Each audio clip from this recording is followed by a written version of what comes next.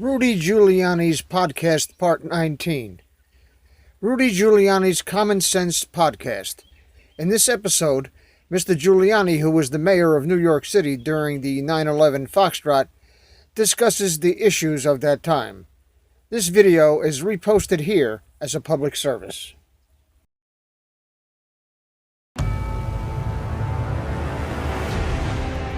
It's our purpose to bring to bear the principle of common sense and rational discussion to the issues of our day.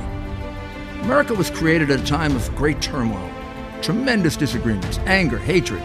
There was a book written in 1776 that guided much of the discipline of thinking that brought to us the discovery of our freedoms, of our God-given freedoms. It was Thomas Paine's Common Sense, written in 1776, one of the first American bestsellers, in which Thomas Paine explained by rational principles the reason why these small colonies felt the necessity to separate from the gigantic Kingdom of England and the King of England. He explained their inherent desire for liberty, freedom of religion, freedom of speech, and he explained it in ways that were understandable to the people. To all the people, not just to the educated upper class. Because the desire for freedom is classless. The desire for freedom adheres in the human mind and in the human soul. Today we face another time of turmoil, of anger, and very, very serious partisan division. This is exactly the time we should consult our history. Look at what we've done best in the past and see if we can't use some of that to help us now. We understand that they created the greatest country in the history of the world, the greatest democracy, a country that has taken more people out of poverty than any other country on earth. They weren't perfect men and women, and neither are we. But a great deal of the reason for America's constant ability to self-improve is because we're able to reason, we're able to talk, we're able to analyze. We are able to apply God-given common sense. So let's do it.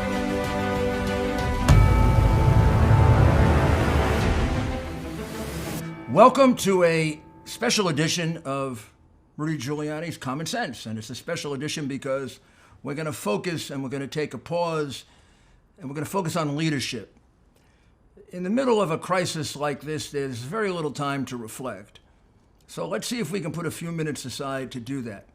I found that very helpful to me when I dealt with September 11 and when I dealt with Flight 800 and with West Nile virus and with anthrax. Felt it was necessary because it gets your thoughts in order. And I'm going to talk to you about principles of leadership. One of the first things I did when I went home the night of September 11, after probably being in a state of shock but not recognizing it, is I went and I reached out for a book, and it was a biography of Winston Churchill. This is his first volume of his great history of the Second World War. And when you get to the third volume, I believe, he describes the Battle of Britain. The reason it was so important to me to read that was, I said to myself, if the people of Britain could go through months and months of bombing by the Nazis, not knowing every morning whether they'd come up alive or dead when they went to bed at night, or their children, and they came through it. One bombing, although catastrophic and the worst in our history, our people have to be strong enough to get through that. And I can challenge them to be that strong. So I mention that because it's so important that we remember that now. And we put it in perspective. This attack on us is not by an external human force. This is an attack by a disease, by an illness that we knew nothing about just a short while ago.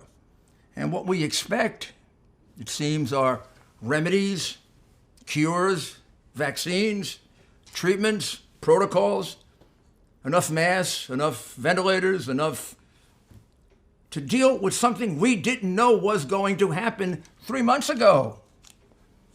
Now, I hold public officials to a very high standard, but it doesn't help to hold them to unrealistic standards.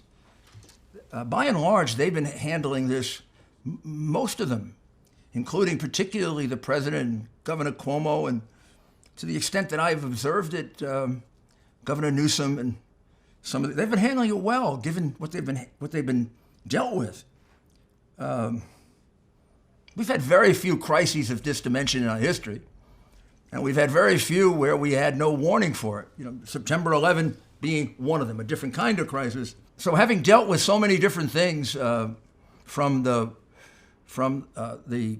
Fight 800 that went down on a summer night and killed all those wonderful people that we had to deal with, to the terrible West Nile virus, which the CDC refused to acknowledge was West Nile virus for about 10 days, although my health department was quite certain that it was, and I had to go ahead and take action, without really the CDC saying it was okay, but I went ahead and took it, and I think we kind of cut it short as a result of that. To September 11, which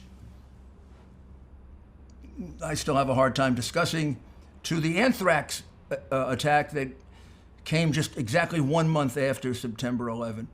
During that period of time in my life, I developed a group of leadership principles that just fortuitously, in the months leading up to September 11, I was writing the book about it, and this is the book here. It came out after September 11, Leadership, and it contains the principles of a lifetime that I developed in handling so many different kinds of crises. I'll read you some of the chapter headings, and then I'm going to synthesize it into 4. First things first, it means having to set priorities. Prepare relentlessly. Everyone's accountable all the time. Surround yourself with great people. Reflect, then decide. Under-promise, over-deliver. Be your own man.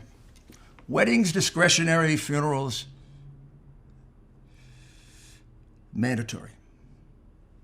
I bet you don't know what that means. I'll explain it later. Stand up to bullies, organized around a purpose. So what I try to do in this book is to figure out what are the things that makes a leader function in crisis, and then somebody else can't function in a crisis. And we're going through a crisis, and I want to remind you all, as you evaluate people and as you deal with your own life, I'm going to give you the 4 out of here that I've synthesized it to after probably giving 500 lectures on this and seminars, etc. When you're dealing with a crisis of this magnitude, whether it's September 11 or it's anthrax or it's this novel coronavirus that we don't really understand yet, and it's killing people and it seems exponentially, right? There's going to be a practical and an emotional part of it. It's not one or the other. People need practical advice. They need honest communication. They need to develop in the leader faith that he's telling them the truth. At the same time, the leader has to have the sensitivity to know there's a difference between telling the truth and being brutal about it. An example for me on September 11 was the night of September 11, where after a very, very difficult and exhausting press conference for all of us, and feeling the pain of losing 12 or 13 of my very good friends, and some quite a surprise, and giving them as much information as I possibly could, I was asked by one very fine reporter, what are the casualties? How many people are dead? And I reflected on it, and I thought about it, and I said, I think to disclose that now would be too much for people to bear. Now, part of it was I didn't actually know the number completely. And I had a sense that the number was exaggerated. I would have had to have said about 6,000 at the time. Turned out to be half that, still a horrible number. But second, I thought that part of communicating horrible, horrific tragedies is sensitivity in doing it. You gotta be honest, but you can't go over the line in being brutally honest. And you can never take the worst scenario and paint it, because there's always a worse scenario. Every medicine you take, there's a possibility it'll kill you just about. But we don't advertise that immediately, otherwise people never take medicines. So here are the principles that I would emphasize, and that I think we can show how they've been utilized correctly, and in a few cases not. 4 principles I'm going to emphasize. They may sound a little strange at first, are you have to have a goal. You have to have relentless preparation. You have to have courage. You have to have teamwork. And you have to communicate. So goal, that sounds a little strange. What does that mean? Goal means you have to know where you're leading people to. You can't lead people unless you announce a goal because they don't know how to follow you. You have to tell them, where are we going? You know, Moses told the Israelites where they were going. They were going to the promised land. And they made some detours and they made some mistakes and they went through some horrific times. But there was the goal in front of them all the time. Let's go the extra mile. Let's overcome the mistake that we made because we have a wonderful goal, the promised land. And on September 11, I had my staff remind me at the end of every press conference, always end on a positive note, and it was hard to do that. Always end in some way reminding them we're going to get back to normal. We're going to overcome that. If the people of Britain could overcome it, if the people of Israel can deal with these bombings every day, the people of New York have the strength to deal with this, and we can become an example to the rest of the country. We can help our country get through this. Well, that's what I would say now. I would say we're asking the American people to undergo tremendous sacrifices, jobs, normal relationships with their best friends and loved ones, remaining isolated in some cases for 12, 13, 14 days. This is very, very difficult what we're asking them to do. But do you realize when we come through this, the strength that you're going to have? What you're going to demonstrate. You're going to demonstrate that you're the children and the grandchildren and the great-grandchildren of the greatest generation that went through a 5-year war, separated. Happened in my family with an uncle and an aunt. Separated for 5 years. He was missing for 3 years. They remained in love, got married, and had a wonderful marriage and a wonderful son. Not always turned out that way for everyone. But what I'm saying is, you've got it. You've got that same strength. I saw that September 11. Guy was really down when it first happened. About 3, 4 o'clock in the afternoon, I saw all these people walking toward ground zero. They all look like construction workers, big guys, dirty faces. They had some equipment and stuff like that. I said, what are you doing here? And they said, Mayor, we came to help. You know, we're strong guys. We can lift things. And they intuitively knew that we were going to have to lift debris to find bodies. No, not to find bodies, to find remains of people. I tell you, they lifted my spirits immediately. Immediately, I said. They're the sons and daughters and grandsons and great-grandsons who won the Second World War. And then when I saw that flag, you know, the flag on ground zero, God, it had to bring back Iwo Jima, right?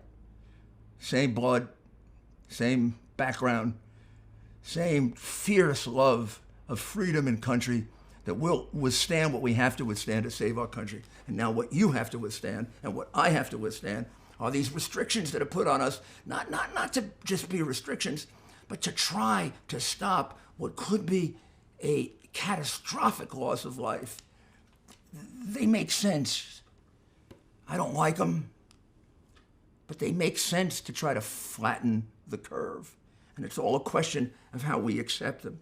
But what I want to tell you about goal is, if we can do this, just think of how we're going to emerge with a sense of purpose about ourselves.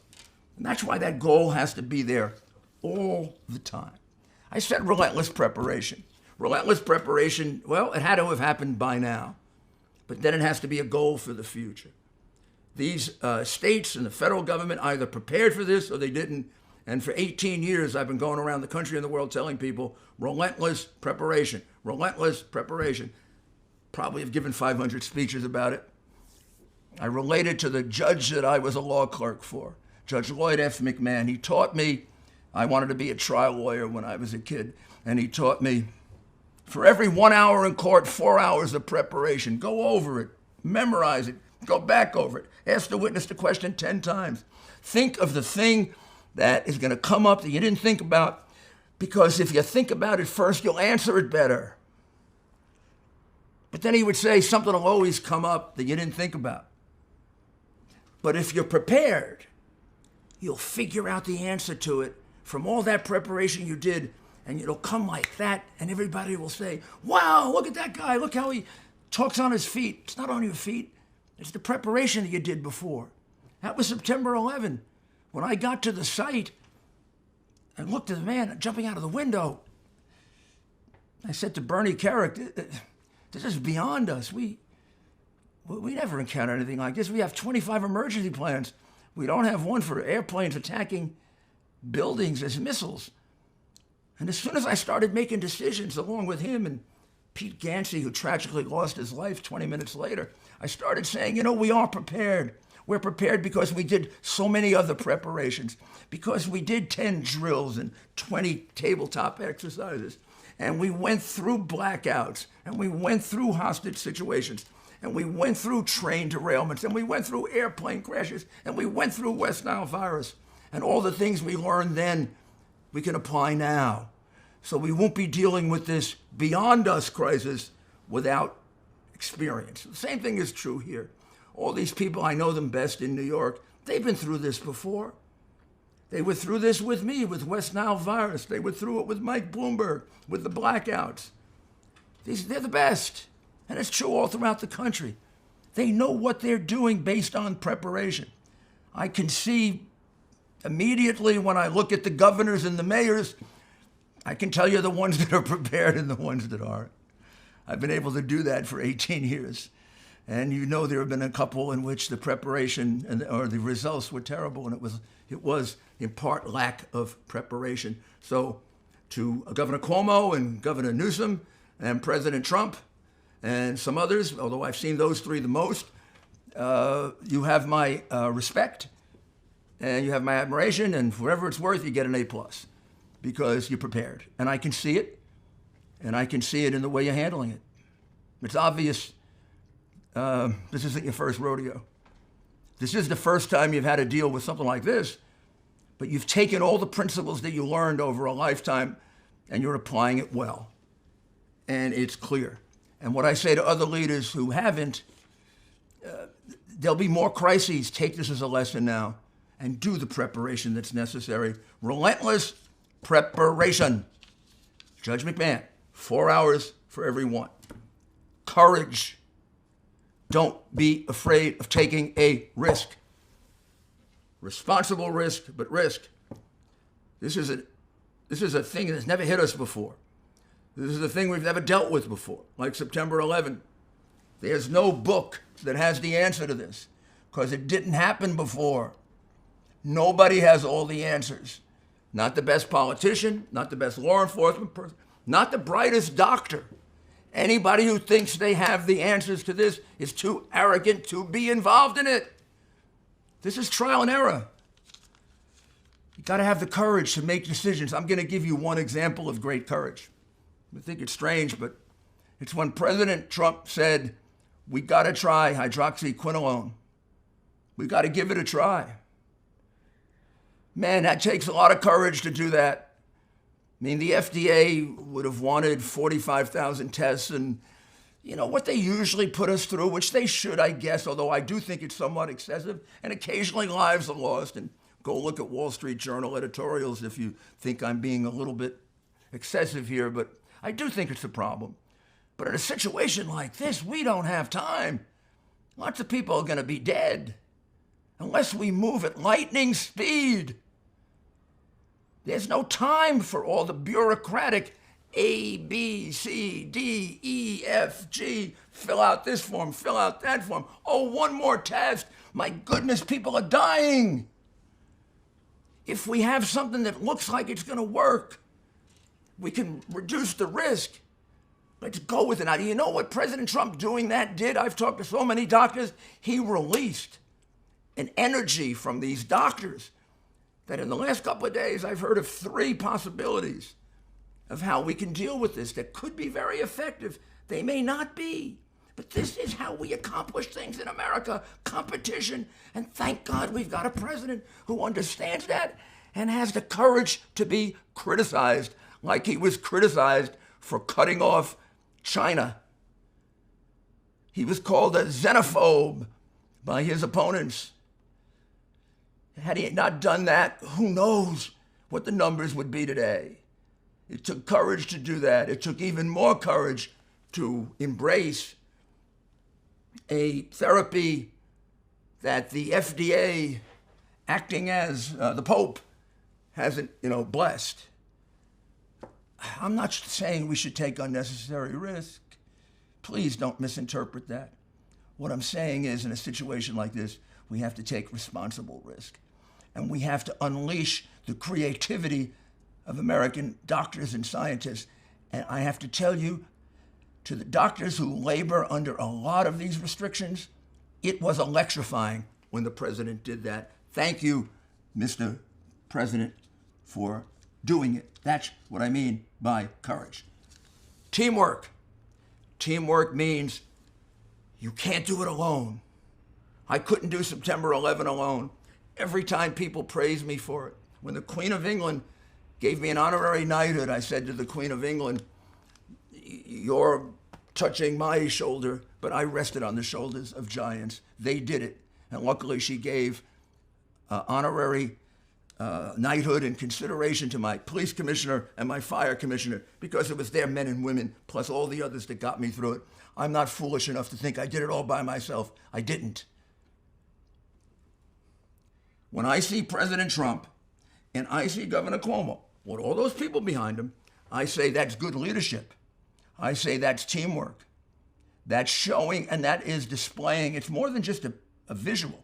That's displaying to the American people, I understand I'm not doing this alone. I understand it's Dr. Fauci and all these other people that are here with me.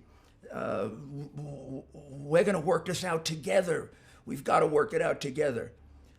Those people have to be given, responsibility to make decisions. I see that with Governor Cuomo. I must say, with my one bit of criticism, I haven't seen that with the mayor. I see the mayor, de Blasio, sitting at a desk all by himself, a person which is quite correctly doing a sign for people who are hard of hearing. But I don't see the police commissioner. I don't see the health commissioner. By the way, the best department of health in the country. Is it fully engaged when the mayor seems to be out of the loop? I mean, that health department is the equal of the CDC. Don't get angry at the CDC, but they picked up West Nile virus. You didn't. They know the streets of my city. Like my police officers know the streets of my city. Don't overlook them. You may have the academic knowledge. They've seen West Nile virus before. You didn't. You got to figure that all in. That's part of teamwork, which the president and Governor Cuomo have done magnificently. What a great example. Republican, Democrat, both from New York. Problems, investigations, all kinds of things. And they're working together because the American people are more important than all those divisions. And then we got a couple, I won't mention them, that are trying to politicize this, trying to get money for abortions. Aren't you ashamed of yourself? Stop it. There's still time let's get the spirit of 9/11 back. We're all subject to being killed by this. Not just Democrats or Republicans. 75 years old. I'm in that class of, more likely than some other people. But so is everybody. So let's work together. What does it cost us to work together? When it's over, we can all go fight about taxes again, okay? Plenty of time to fight. This is the time where great Americans who are going to mean something in history stand up and their country comes first, and they don't even give a damn about their party. It's the country that comes first and the people of this country. And the final one is communication. You have to communicate. The leader has to be there, has to talk. I heard people say, the president shouldn't be talking, the scientists should be talking, or They didn't say that Governor Cuomo shouldn't be talking, but because he's a Democrat. But excuse me, I didn't mean to say that. But I mean, they would mean the same thing. No. The people elected Donald Trump. The people elected Andrew Cuomo. The people elected Gavin Newsom. And the people can hold them accountable. People didn't elect the scientists and the doctors, and they can't hold them accountable. They can go do anything they want.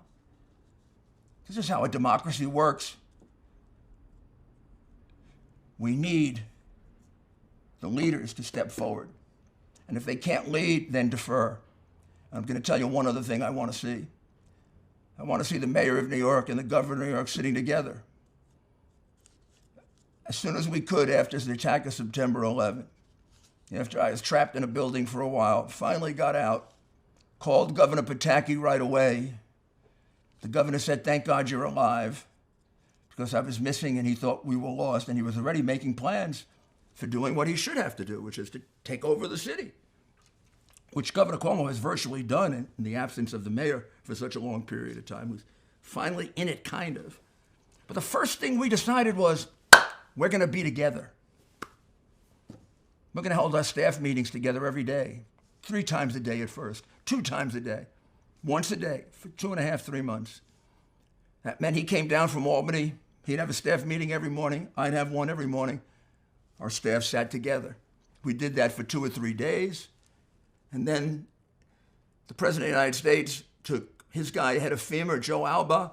Joe reported back to him, no reason for us to take over. These guys are in control. I want to work with them. And he sat at the table with us. So there was the federal guy, the state guy, and the city guy. And when we needed to make a decision, before we left that room, the decision was made and executed. I didn't have to send 20 forms to Albany, and they have to send 20 forms to Washington. And then if something went wrong, my staff didn't blame his staff, and his staff didn't blame my staff, because we all got blamed. And a few things did get wrong, and we did get blamed. And a lot of things went right, and we got praised together. I can tell you, I've seen other things. I don't want to mention Katrina, but I will. The moment I saw the mayor of New Orleans on a boat somewhere, and the governor in Baton Rouge, before I even got to where the head of FEMA was, I said, this is not going to work. Not going to work. If they're fighting, there's nothing the federal government can do. The major responsibility for something like this is with the state and local government. Federal government can be enormously helpful with the boat that they're bringing up here, with all those beds, with money, with National Guard, with law enforcement help, with help for people that are out of work. This package that's being put together is on the dimension of what Roosevelt did during the Depression. They're really important. I'm not saying the federal government has a key role, but the actual connection with the people of my city comes through the mayor. That could be true in Chicago and in Boston, and they got to step up, and they got to be there, and they got to be on the same page as the governor. They got to be together, making decisions. Can't have a situation in which the mayor speculates, we're going to lock everybody in, and the governor says, well, that's my decision, I don't see that. We can't have a situation in which the mayor says, this is going to go on for X amount of time, and then there's going to be a really excessive, terrible recession or depression. Maybe if he was with the governor who's got more political experience and possibly a little bit more wisdom, the governor would have said, better not to say that. We all know there's going to be economic hardship, but actually it is possible. It's just as possible that we can have a heck of a recovery. Isn't that what we want? And I don't want to predict a recovery like that. I don't want to give you false hope, but I don't have to give you false depression either. That's what makes a leader, knowing the balance between those things. And I hope these principles were valuable in guiding your own behavior as well, because they can only do so much for you. You have to do it for yourselves. These principles apply personally. So you have to have a goal. And your goal has to be getting yourself and your family through this and starting to think about what you want to do with the rest of your life.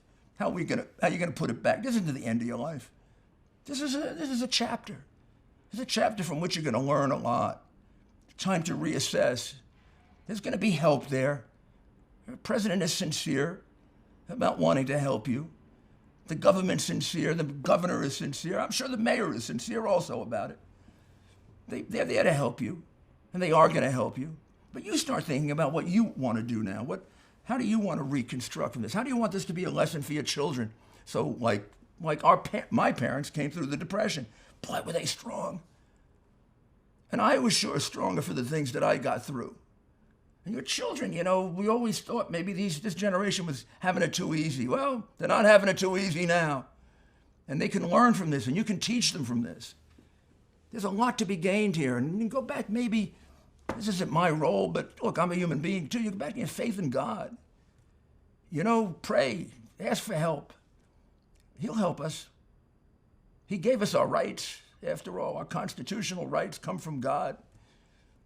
We trust in him. In every courtroom in America, in God we trust. So let's trust in him. He's been good to this country. It is a special country. It's a special country because it wants to do good for people.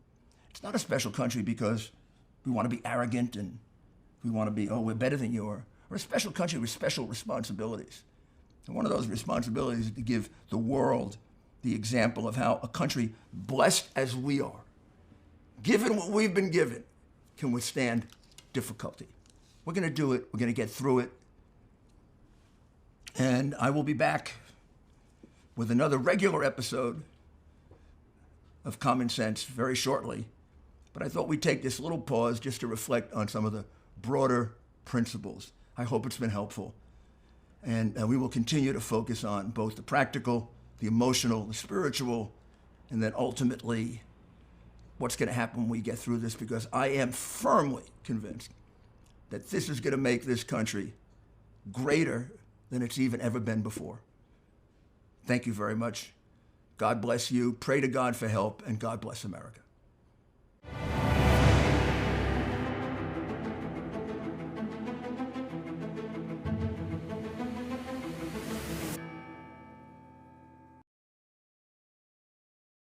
Please subscribe to our backup channels, Net4Truth USA 2 Patriot channel, BitChute.com/net4Truth USA, and drop.space/ Net4Truth USA. We fly so close to the target, we are on our 5th fighter jet. We will be relentless and persistent until the enemies of freedom are defeated. You can support this channel by using the links in the description, but for a $100 donation, I will personally send you a autographed hardcover special edition copy of Land of Childhood's Fears. Also, visit my bookstore at lulu.com/Net4Truth USA. If you are viewing this video on BitChute, you can use the links in the description to support us, or simply click the green $ dot on our video to support this channel. Thank you. Links are in the description section.